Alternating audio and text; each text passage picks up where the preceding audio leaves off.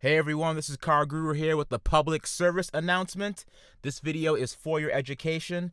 Before you or anyone else you know purchases a Tesla at auction, watch this video. Stop buying them. Stop. It doesn't make any sense. All right? I get so many emails from people saying, hey, I want to get a Tesla for dirt cheap. Car Guru, show me the way. My brothers, this is not the way, my brothers. This is the way of the devil. Let me clear the air here, okay? There's this idiot on YouTube that made a video about him building his own Tesla where he whined and stroked his own ego for 13 minutes of my life that I'll never get back. All right? It was all about how he built his own Tesla for cheap. And that damn video single-handedly was the downfall of the salvage Tesla market. It got 1 million hits. And now the prices of salvage Teslas, all right, have gone up significantly. Like insane. Like, you have no idea how much these things go for at auction. No idea. When I got my first Tesla Dolores, she was about 14 grand, and I have yet to see another flooded Tesla hit 14 grand. All right? It goes way past that. I watch those auctions like a hawk, and Teslas, flooded or not, for some reason I've seen hit the 20s. All right?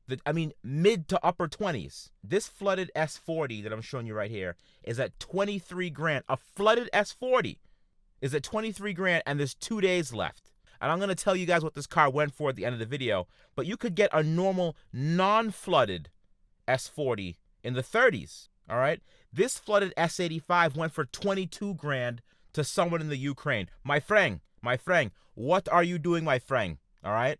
The best one I saw, all right, that's not even the half of it. The best one I saw was a guy that paid a staggering $84,000 for a flooded Model S 100D. My friend, you can wait and get a CPO P85D, all right, for far less than that with a warranty.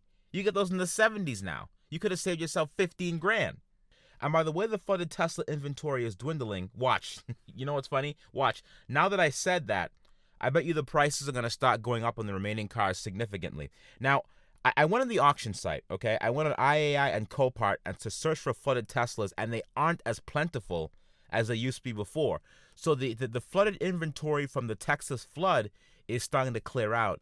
A lot of their secondary lots are starting to get smaller and smaller, and they actually closed a couple of their lots already. So the flooded car inventory is definitely going down.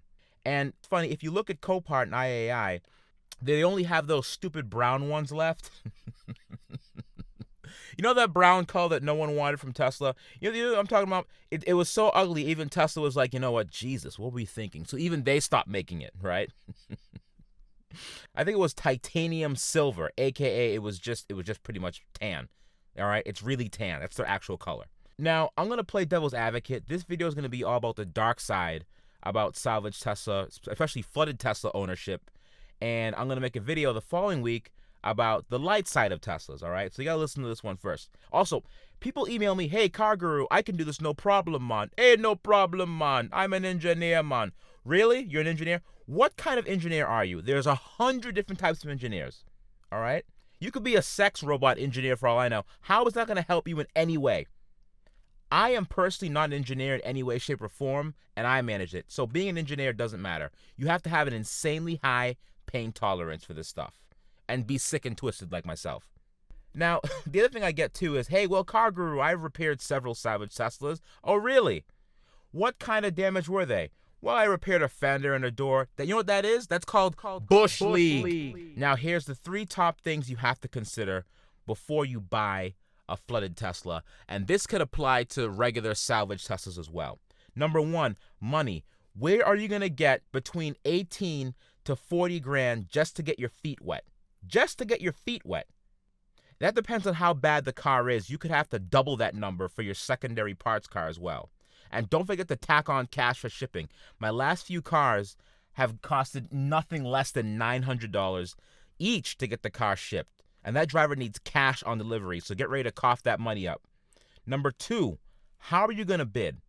I rarely see Teslas at public auctions, so you need a dealer's license to bid or a proxy to bid for you. But guess what? They get a fee, so you got to pay them. A fire salvage car that I paid 10 grand for ended up costing me an additional $1,000 in fees just for me to get the car. Number 3, you know nothing. Assume nothing. The car looks good, right? Oh, the water line's only right below the door. Cool, awesome. Do you know where the battery pack is in the Tesla? Yes, right below that door line. Only the carpet's wet, huh? Do you know why they total Teslas for wet carpets? Even if the water came in from the window and not necessarily from underneath the car like rising flood water, if enough water enters the window, all right, the battery in the Tesla Model S is covered by a blanket, by a plastic blanket. It's mostly for fire purposes, but the water can still leak past it and ruin the battery pack. But wait, stop. Rich, isn't there a metal barrier in between the passenger cabin and the pack itself? Yes, there is. However, the glue that holds those floorboards isn't always the greatest and actually can allow water to leak past it. Look at this video right here, huh? That's sunlight. You could actually see the sunlight come through those boards. If light could get through, then water can get through. Don't believe me? Okay. This is the battery management system of a Tesla Model S.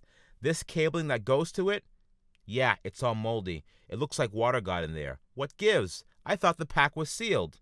Ready to have your minds blown? This wasn't from a flood car.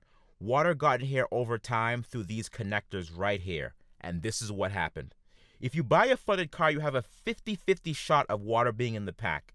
Are you willing to take that risk? Do you know how to tell if there's water in the battery pack without opening it or diagnostic tools? You can't. It's a crapshoot. And what if the car has... Oh my gosh, this is the worst one of them all. I have a story for you. A friend of mine bought a salvaged Model S that he thought he got the deal of the century on.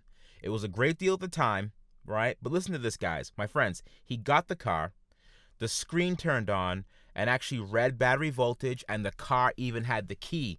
Score, right? The car was mint, but he couldn't get it to drive. It said contact tester service, okay, no big deal. We ended up pushing the car into his shop, and I said to myself, you know what? This car was way too easy to push, all right? Now, I have the strength of 10 men, but it was still way too easy to push. Something was up. We jacked up the car, pulled the battery out. I said, dude, this seems light as hell. Something's up. The battery pack slid right out, and someone took the top cover off already and removed all the battery modules from the car. He effectively had an empty battery shell and a $24,000 paperweight. Number 4, how are you going to get the car? Guess what? A salvage Tesla does not roll easily. You're fighting the parking brake, and shipping companies don't enjoy cars that don't run and drive, and they really hate cars that don't at least roll. So picture this. When a Tesla is dead, it doesn't roll. So shipping companies have to manually load it with a forklift, and then it has to be unloaded with the forklift. It also has to be put on the front as the last car, but unfortunately many times the last car loaded doesn't make much sense because other cars have to still get out. Then, how are you going to get into the car once it gets unloaded? Some cars have the doors locked and you can't get in. Therefore, you have to think of other clever methods to get in the car. Number 5, what's the first thing you're going to do? A project like this is daunting. Where are you going to keep the tools? Do you even have tools? Do you have room? How will you organize parts? What does your significant other think of this? For a flooded car, you have to take everything apart to look for water and likely replace everything. What is your pain tolerance level? How much are you willing to go over budget? Let's say you buy a salvage car and swap all the parts. The car looks mint. Just when you go to drive it, the car says, hey, the car will not start. Contact Tesla service, which just about every single salvage Tesla owner has seen. What are you going to do then? Do you know what happens when you call Tesla for any help on a salvage car? Our system as a prior salvaged vehicle, so we can't offer any support on it. What's the first thing you're going to do? You're going to panic, all right? Then you're going to go to your local grocery store, go to the detergent aisle, and swallow a fistful of Tide Pods. That's what you're going to do. But then you're going to email Car Guru and say, hey, Car Guru, I just bought 317 Teslas and I'm in way over my head here. And I'm going to write back like, cool, man, I'll help you out. Hey, by the way, can I buy one? And you'll say, hell no, they're all mine. Don't even think about it. And to help you, I'll give you the contact info of a guy that knows another guy that knows another guy that knows another guy that's going to charge you $1,000 minimum to get the diagnostic ability on your car. And I'll be like, yeah, here's his contact info. It'll be $1,000 minimum. And you're going to say, pish posh, that's too much money. And I'm going to say, guess what?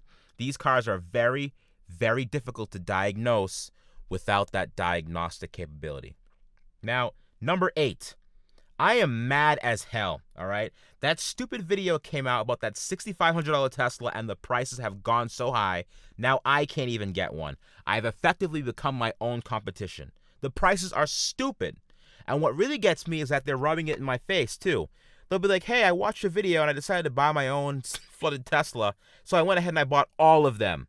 Can I get some help, please? Please respond ASAP.